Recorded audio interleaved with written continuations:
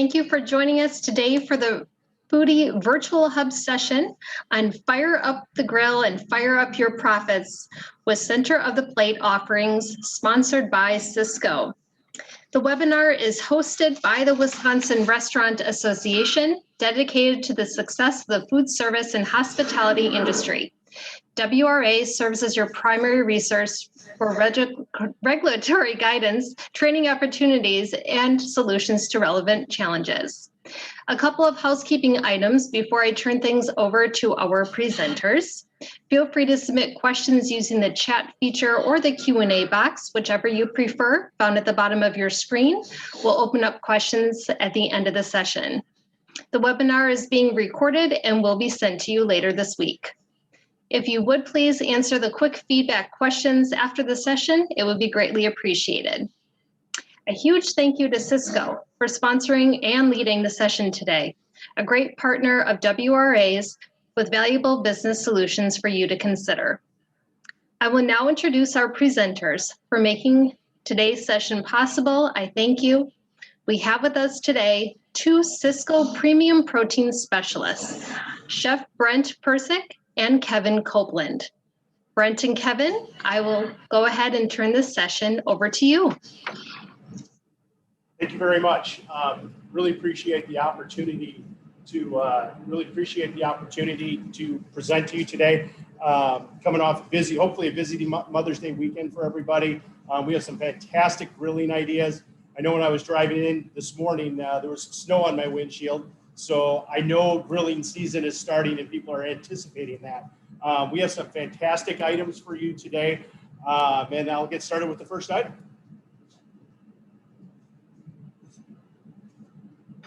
First item that Brent and I are going to present to you today is it's called a Beast Burger.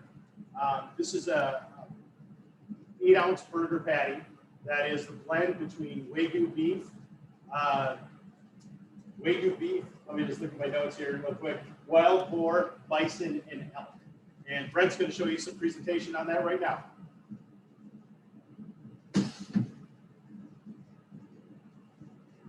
So as Kevin said, the Beast Burger is a great combination of some lean and nutrient-rich meats, the elk and the wild boar and the bison.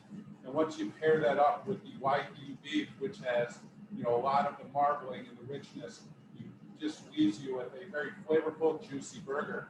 You can see the patty here that's been grilled for us. It's got great grill marks, and the patty holds its shape well, even though you've combined all 4 of those meats. And we've got another nice burger here for you. This burger gives you the opportunity to bring some uniqueness to your menu, an item that not everyone else has. Your normal burger, even if it's a little more upscale, this gives you the opportunity to add a couple more dollars and a few more revenue dollars, and give you the chance, or give your customer the opportunity to spend a few more dollars in your restaurant. You could even add a little more to it. I was working with a customer the other day, and he said, I'm going to put a piece of foie gras on top of that. I'm just going to take it to the next level, and it will be, above and beyond what anyone else is doing. So it's just a great option and a great addition to your menu, or as a great special for the summer. So, Kevin, is this coming in fresh, frozen? Actually, Brent, that is a frozen item for us at Cisco. The convenience with that frozen product, that's something you can run as a special, as Brent mentioned, in your cooler or in your freezer, and you can pull them out as you need them. It will cook from frozen and it will cook from raw, so you can or unfrozen. So you can go either way with that. Next item that we'd like to show you guys today is a bone-in pork tenderloin. Just want to show you the packaging on this. Comes in, there's actually 8 that come in a package. And when you pull them out of the package, really cool item. They're about 5.5 ounces, nice single portions. This is something that could be prepared many different ways, and a lot of different options for using that too. Right? Here's a couple finished options already. You can see the chops are grilled off. One thing that is very important. You know, there's a big argument is, you know, a bone-in steak more flavorful than a boneless steak. You know, and that kind of goes back and forth. But the little bit of connective tissue that holds the meat to the bone, once that starts to melt while you're grilling it, does add a little bit more flavor, in my opinion. And I know, like I said, that's a great debate.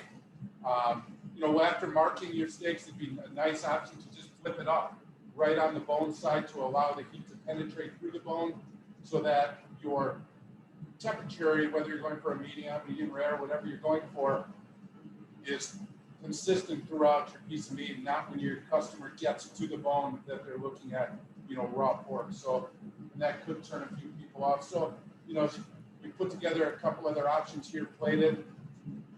One of my favorites is making this part of a mixed grill. You know, a pork medallion along with a beef medallion and like a double cut lamb chop, or, you know, some other meats that you could cross utilize that you already have in your restaurant. It also could work for a breakfast, you know, with a pork option with eggs or some kind of breakfast option, or, you know, 3 of them as a trio like we have here. So it's very versatile and you can do so many different things. And the price point is, you know, is right there. I know we're fighting the cost increases that everyone is seeing right now. And pork, you know, is kind of hasn't risen as fast as everything else. So it could give you some options, you know, to keep your menu profitable right now. You know, Kevin, what about catering? What do you see these doing in catering? It's a fantastic item for catering. This is something that could be grill marked ahead and finished in the oven and come out for catering. And then catering too, if you're pairing it, Brent mentioned some fantastic options. Pairing it with seafood for a surf and turf would be an excellent item for that also. And the uniqueness of that product, the pork tenderloin, the bone-in pork tenderloin, is what really sets it apart. If you actually Google bone-in pork tenderloin, nothing comes up. You'll see it'll come up with some pork racks and some different pork items, but that's how unique that item is, and reasonable. It really sets the menu apart. And for our next item, we have a baseball cut sirloin from, you may ask now, sirloin, not unique, not different. I've seen sirloins on menus for years. Well, this item here is from Snake River Farms. It's Wagyu beef, and this is just a fantastic cut. The marbling on this item and what it brings out is amazing. There's a marbling score for select, choice, and prime, and the marbling score on this is above prime. So you're talking about something that just has tremendous internal fat and flavor. You know, we've got a few of these options cooked up here just for you to see, you know, a couple plating options. You know, just to give you a little background if you're not familiar with Snake River Farms. Snake River Farms started as a ranching and feeding facility and grew into the Wagyu beef industry, kind of one of the main players that we see today. They started with the Japanese Wagyu cattle and crossbred it with some great American beef, mostly Angus, you know, to give us a great product. Snake River is set up in Idaho and also keeps total control of their supply chain from the ranchers, which are locally sourced in their area. They can keep a close eye. Their processing plant is single sourced. Single sourced means what? The same team will be working on your product year round. And ultimately, what does that mean? It means consistency. So that when a box comes in that says Snake River on, you know what it's going to have. It's going to have the unique, consistent product that you desire, so that when you're cutting, portioning, serving, your guest gets the same great product every time they come back. So we've got here the sliced baseball. You know, what is a baseball? I know Kevin went into it a little bit. You know, it's kind of the shape. As it's cooking, the sides kind of bulge out and give you that little baseball look. So it's just a great cut of sirloin. And when you add the Snake River touch to it, you're just taking it, to a cut above. And this gives you a good option, a again, like we talked with the beef burger, to be able to charge just a little bit more and to justify that cost to your guest. You know, and this Snake River story that, you know, I just kind of gave you a real brief overview of is a great story for your servers to go to your tables with, to connect with their guests and, you know, talking piece and just give them, you know, great story right behind their meal. So, Kevin, Snake River, what can they all offer us? Now, Snake River Farms, they're fortunate to offer all the major cuts. So whole tenderloins, ribeyes, strips, bone-in, boneless. And actually, all that product flows through our meat cutting facility in northern Illinois called Buckhead Beef and Seafood. Buckhead Beef and Seafood, all the portion cuts you're going to see from us today comes from Buckhead Beef and Seafood, distributed through Cisco. And with the Snake River Farms also, the opportunity for a consistent price. Right now, for example, when you're talking about the portion cut tenderloins, they are more, choice portion cut tenderloins are more than double the price of the sirloin fillet, which you call it a sirloin fillet if you wanted to, on the Snake River Farm. So you're looking for something consistently priced, but very, very high quality. That's Snake River Farms. You know, Kevin, real quick, just, you know, I feel you could plug this in any fillet on your menu. You know, if it's starting to get out of your price point or it's out of your, you know, league right now, you could plug this in anytime, any place on your menu where a fillet would be. That's definitely a fantastic point. And, you know, running something like this as a special, that also gives you the opportunity to take away from those expensive cuts right now where you have a locked-in price on your menu and you haven't been able to change your menu price, because we've been caught off by that. A lot of customers have been caught off by that in the last month with the constant rise of the cost of their steaks. This is something that's going to be consistently priced. And if you have 20 or 30 of these set to go on a Saturday night, you're going to be, you know what your profit's going to be, and you're going to be making much better profit on that. So definitely a good option there. Next item that we're going to be talking about is a Korean barbecue short rib. As you see here, we got 6-ounce portions. This is a chuck flap. So chuck flap is basically cut from the chuck, typically an item that you would grind. And with the grinding of the product, typically going to ground beef. Now this is where you can take more of an economical cut and have the opportunity to charge a little bit more for it. So these are 6-ounce portion cut. And Brent's going to tell you how we turn these into Korean barbecue short ribs. So we took the portions that Kevin has and we thinly sliced it. If you were gonna leave it in a larger size, you tenderly with this cut need to braise it, because it's as Kevin said, it's usually ground, but it's not the most tender piece. So if you slice it very thin across the grain, it allows us to put it onto a hot sizzling pan as Kevin brings it over to show. So you can see the internal fat in there. So this is something that, like Brent said, cook it a long time or slice it thin. So to get that thin slice, I like to put it in the freezer just for a few minutes to firm it up a little bit. Take my knife as thin as I can cut it. And you can see our dishes here.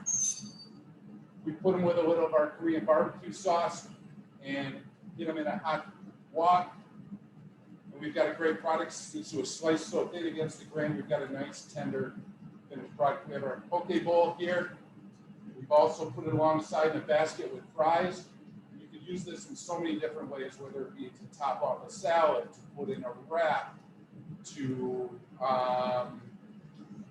even as a breakfast special. Again, you could, you know, do this Korean style with a little kimchi next to it with eggs, or there's just so many options and it's so versatile. You know, Kevin, it's grilling season. What are we going to do as cross utilization as we get through the summer? So what's the great thing about this item and portion cut is what you can do with it in the fall. Brent mentioned braising before, and it is short ribs. So with this product, again, this is going to be something that you will braise and cook for hours, and it'll be fall apart fantastic. So cross utilization is so important on your menu. You know, items you could also Brett mentioned a wrap. You could also do it as a sandwich. Just a bunch of different ways. A salad. Really, all these items that we're talking about today could go on a salad. We just had the poke bowl. So a poke bowl will also work very, very well with a salad. Okay, so our next item that we're going to talk about, we're going to go into seafood a little bit.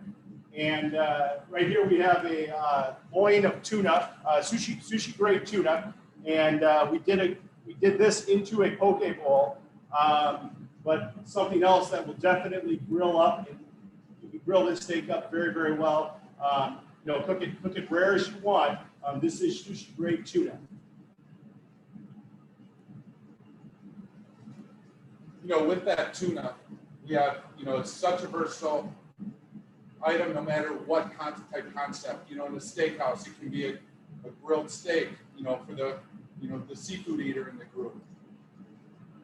They want steak for sure coming into your steakhouse for dinner. Why not use it as an appetizer? You can chop it fine or grind it for tuna tartare. What we have here is raw as well in the poke bowl that Kevin mentioned. You know, you can go down to, you know, whether you can be fast casual in a salad on top of your salad topper, or in a sandwich, or in a wrap as well. You know, tuna is so versatile. Some people are intimidated by it. A lot of customers say, I, you know, can't cook it at home. So we have so many options and so many ways to cross-utilize this product, and, you know, utilize it great on your menu to keep it moving. So there is, you know, it can be somewhat perishable. As Kevin said, sushi grade, we want to keep it at that level. So having multiple options and ways to keep it moving throughout your establishment will be good. So, and moving forward, like outdoor dining season, it's coming. I know it's coming. It's going to warm up out there, and it is coming. But outdoor dining, when you could just do a no cook, like a spicy tuna, either as an appetizer or as a poke bowl, fantastic idea. You know, bring in 30, 40, 50 pounds, bring it in on Thursday night and run it every day. And then let's say you didn't sell out yet. Saturday night, you have a tuna steak special. So you're going to use that. You're going to use it in a poke bowl. You're going to use it as an appetizer. You're going to use it as an entree. So many different options. And I think with all the items we have here, that's the big thing, is cross utilization. When you've got the baseball cut sirloin and you slice that and you fan it out on a salad, that's as good as it can get. And you're talking about a Wagyu salad. You know, it's not just a salad with steak on it. It's taken it to the next level. So all these items here are something that are going to be able to help you hopefully be more profitable. And then, you know, like the tuna, that's labor too. So the labor on doing raw tuna is pretty much all prep work. So you're not going to take up grill space on it. You know, a server could put it together and get it out there. So a lot of different ideas you could do with that. And once again, I wanted to mention too, Bucket Beef and Seafood in Hampshire, Illinois. They service both of our locations in Wisconsin, both in Baraboo and in Jackson, Wisconsin. We have a full seafood program with them, where we're flying in fresh seafood daily. Trucks are coming from the East Coast and the West Coast, and with a full line of seafood. And then all your portion cut needs also come from Buckhead Beef. So I guess now we're looking to have any questions. Brent, did you have anything to add? you know, I just wanted to add real quick, you know, as we start to get close to our question time, you know, we've got some great options here. You know, our team in Wisconsin, there's about 11 of us, and we'd be more than happy and honored to come out to your facility or your restaurant and, you know, work with you and try and tailor make some of these items. You know, these are just some ideas to get your minds thinking and, you know, kind of looking for how can we, you know, make some adjustments and pivot as we need to going into this busy season.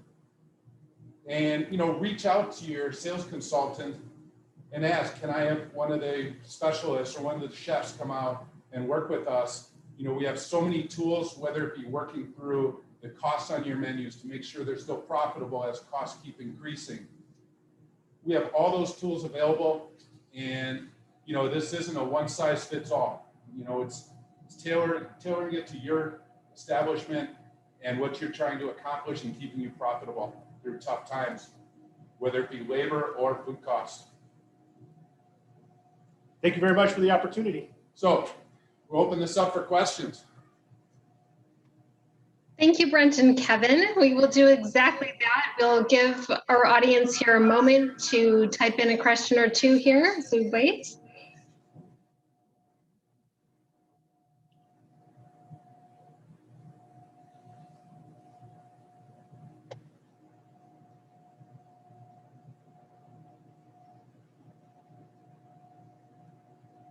Okay, we do have one question here.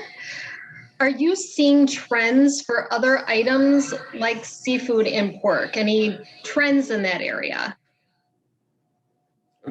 Yeah, definitely.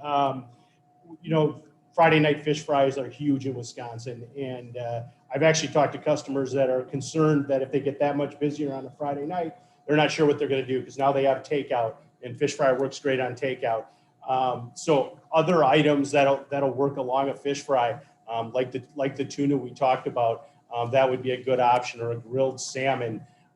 Definitely a fantastic option also. Usually when you're doing Friday night fish fry, you have a baked option. There's no reason why you can't bake salmon right when you're baking your cod with it, or haddock. So there's definitely opportunities there on the fresh seafood. And the pork thing, so many different things you can do with pork. A boneless pork tenderloin, you can take sandwiches out of it. You can cut steaks out of it. A lot of different opportunities. Thank you. Speaking of the tuna, do you happen to have the item number handy? If not, we can go ahead and send that later. Yeah, I think, can we post that in the chat? Yeah, we're going to get that for you. Okay, great.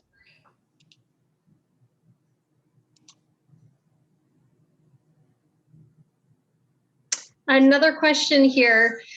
I'm not really set up to redo our menu. Any suggestions to offset rising costs? Sure, I'll take that one. As the costs continue to rise, Kevin talked a little bit earlier about, having specials to take the pressure off some of your main items, but also it's a great time to look at portions. Are you using the right plate? Is your staff, putting on that big handful of fries to finish off the plate? Maybe a little smaller of a plate would work. Or is the 10-ounce filet a little too big, and maybe if we went down to 8 ounces and didn't have to adjust our price at all, it would still work.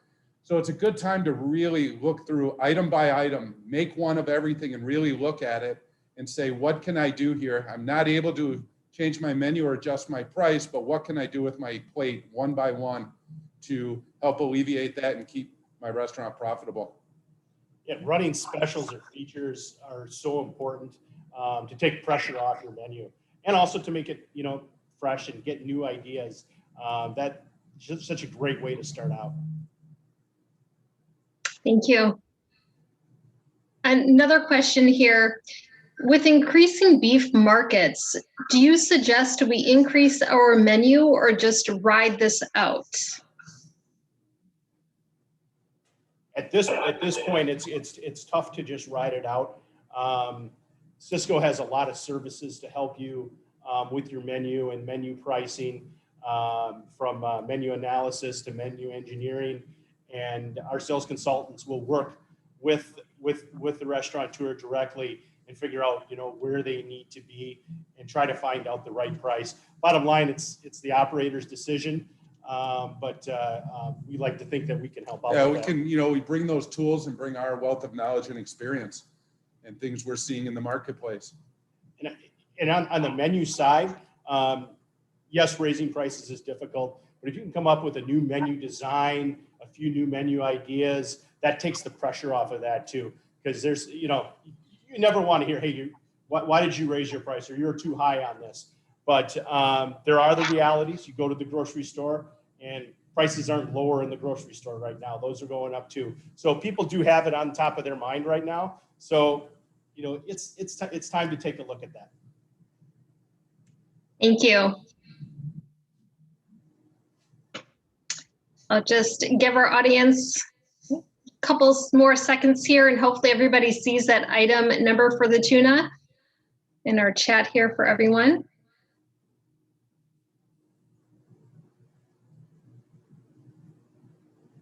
I'll just call it out too, just in case. It's 1075716.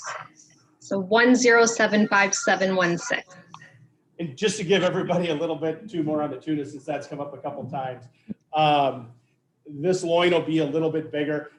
5 or a 10-pound loin is what you'll be looking at. So we cut it up pretty good for sampling we did today.